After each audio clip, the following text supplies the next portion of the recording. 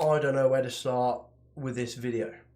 I'm going to make this just a real quick update slash wrap up video of what's just happened, because if I think about it too much, I'm going to punch myself in the face.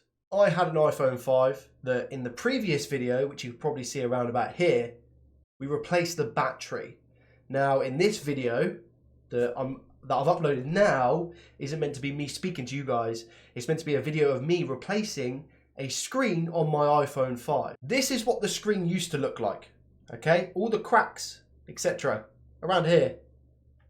Lots of cracks all the way down the screen. We managed to replace the screen with a brand new part that I'd bought. However, I went through a journey, an absolute journey.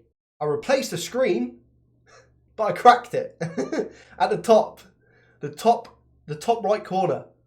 And this was because the camera on the back of the phone on the inside was poking out a little bit and I hadn't noticed. So when I fit the screen and put everything back on, I turned the phone on, noticed the crack, and I was like, do you know what? Because of the amount of effort that I went into replacing the screen, which was very, very fiddly, I didn't really look into it too much. I was like, at least I've got the screen on. Let's just see if it works. I turn the phone on. What happens? It's unresponsive.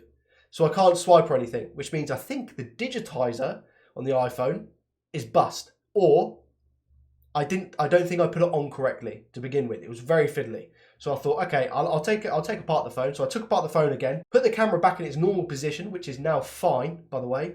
Fiddled with the digitizer bit that I thought didn't go in properly in the first place. Put the screen back on. Bob's your uncle, Fanny's your aunt. It then starts working and is responsive, etc. I go to end the video after about an hour and 10 minutes, obviously before I've done all the editing, to find out that my PC had completely crashed as soon as I pressed stop recording. So I don't think it actually registered the whole stop recording button. I don't know why my PC decided to crash at that moment in time.